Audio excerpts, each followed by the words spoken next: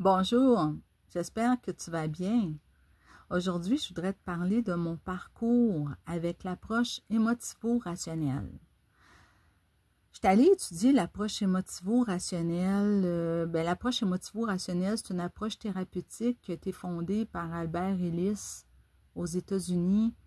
Albert Ellis, qui est psychologue aux États-Unis dans les années 50. Ensuite, Lucien Auger, psychologue, l'a amené ici au Québec dans les années 70 au Centre interdisciplinaire de Montréal. Il a écrit plusieurs livres sur le sujet. Alors moi, je suis allée étudier l'approche émotivo-rationnelle dans les années 2003 à 2005 dans une école privée. Pourquoi je suis allée étudier cette approche?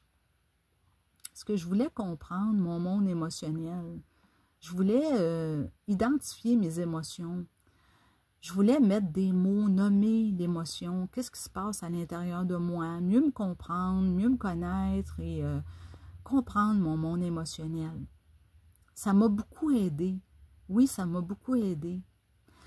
Et quand je suis sortie de l'école, autrement dit, quand j'ai terminé ma formation, c'est que je voulais faire des consultations thérapeutiques, mais les circonstances ont fait que je me suis orientée dans un autre domaine.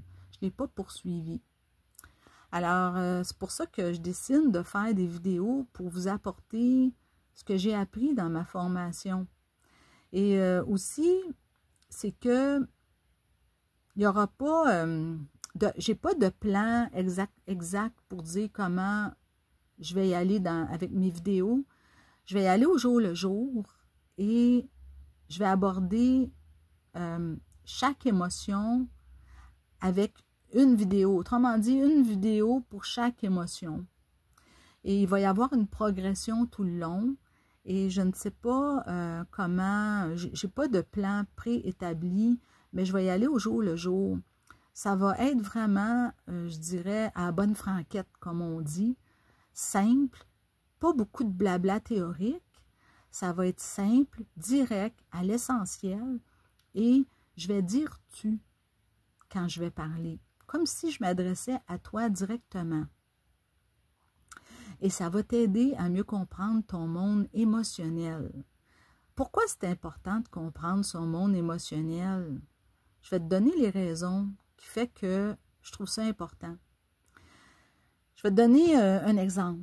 C'est qu'il y a à peu près un mois, il y a un jeune homme qui me parlait qu'il ne se sentait pas bien. Il venait de parler avec sa copine et il ne se sentait pas bien parce qu'il avait dit certaines phrases qu'il regrettait de lui avoir dites et il ne se sentait pas bien. Alors je lui demande, comment te sens-tu? Il me dit, je me sens pas bien. Mais je lui ai demandé, peux-tu mettre un mot sur l'émotion que tu vis? Il me dit non, je ne sais pas c'est quoi. Alors, je lui ai dit, est-ce que tu te sens coupable? Il m'a dit, oui, je me sens coupable. Je me sens coupable d'avoir dit telle phrase, d'avoir dit ces mots ou ces phrases à sa copine. Alors déjà, j'ai senti une libération quand il a dit cela. Il se sentait libéré déjà juste de nommer l'émotion. Alors, c'est pour ça que je considère que c'est important de comprendre son monde émotionnel, d'identifier l'émotion et de nommer l'émotion. Et moi, c'est ça que je veux t'apporter dans les prochaines vidéos. Et si ça t'intéresse, je t'invite à t'abonner à ma chaîne. Et aussi, tu peux me laisser un commentaire. Ça va me faire plaisir. Et on se retrouve dans une prochaine vidéo. Je te remercie d'avance de t'abonner à ma chaîne et de mettre un commentaire. Et on se retrouve dans une prochaine vidéo. Alors, bye bye et bonne journée.